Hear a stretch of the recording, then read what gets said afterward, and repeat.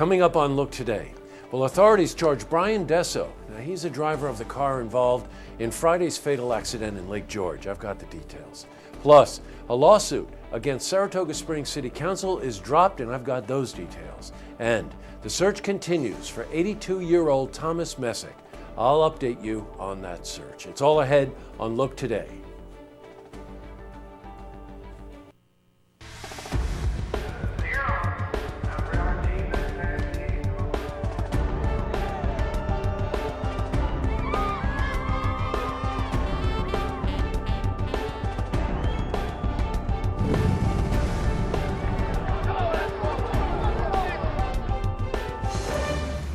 Welcome, everyone. I'm Jay Hood Jackson, and this is Look Today. Well, in tonight's program, we interview Saratoga Springs Mayor Joanne Yepsen and First Night Coordinator Alex Jones about First Night in Saratoga. And I interview Saratoga Chamber Players Artistic Director Jill Levy about the upcoming performance on December 6th. Plus, your weather for the Tri-North counties. But first, these headline stories. Well, in our lead story, authorities have released the name of the man who ran over Christopher Eddy in that fatal accident in Lake George this past Friday. The driver of the car was Brian Desso, who was arrested and is facing charges of criminally negligent homicide. Desso told police that he accelerated after the victim, Christopher Eddy, jumped on his car. Desso says that he was not trying to run Eddy over, but just get him off the car. Witnesses say that Eddy appeared to be drunk. However, they believe that Desso hadn't consumed any alcohol. Authorities believe that Eddy was angry with Desso over a female acquaintance. Well, Judge Michael Stafford adjourned the case until 2 p.m. on Wednesday and ordered Desso to have no contact with the woman, who is identified as Corrine Simmons.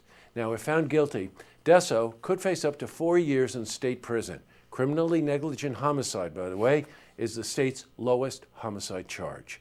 Well, changing from news to weather. After a cool but sunny weekend, how is the weather shaping up for the week? Well, for the latest, we're going to head to our Glens Falls Weather Center for a look at your first forecast.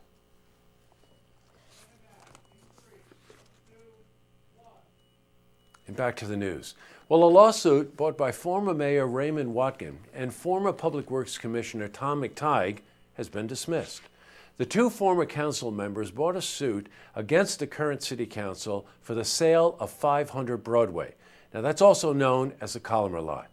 The suit alleged that the council did not receive the full value for the space and that Public Safety Commissioner Chris Mattison put out a fraudulent RFP. Well, the state Supreme Court dismissed the case and cited legal standing, statute of limitations, and a failure to state a cause of action. Also in the news, the search continues for 82-year-old Thomas Messick. Now, more than 200 volunteers were searching for Messick over the weekend. He's been missing since last Sunday. Searchers have been looking for Messick for more than a week now, starting at dawn and searching until dusk. Well, Forest Ranger Rick Schroeder gave Look Today an update. To date, no clues have been located.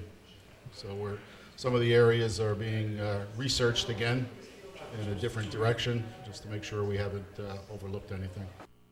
Local authorities are asking any volunteers with experience in conducting search and rescues to meet at the Horicon Firehouse at 8 a.m. each morning while the search continues. Now, in other news, the Algonquin building in Saratoga Springs has been under renovations for over 2 years. This past weekend, curious residents and our cameras got to see the inside of the newly renovated building. Now, the Algonquin building was first constructed, get this, 1893. The newly remodeled building will hold 28 apartments with prices ranging from $1,800 a month to $5,000 a month. Now, one of the biggest focuses for renovations to this building was preservation. Bonaccio Construction made sure to keep as much of the original flooring, wooden doors, and brick facade as possible. The building will house a 24-hour fitness center and assigned off-street parking. Residents can start moving in February 1st. Still to come, Saratoga Springs Mayor Joanne Yepsen and First Night Coordinator Alex Jones, they're here to discuss First Night in Saratoga. Plus, Jill Levy, the Artistic Director for Saratoga Chamber Players, is here to discuss an upcoming performance. But first, if you see news happening, you want to share a story idea, or join us for an interview, give us a call on the hotline. The number is 798-8000.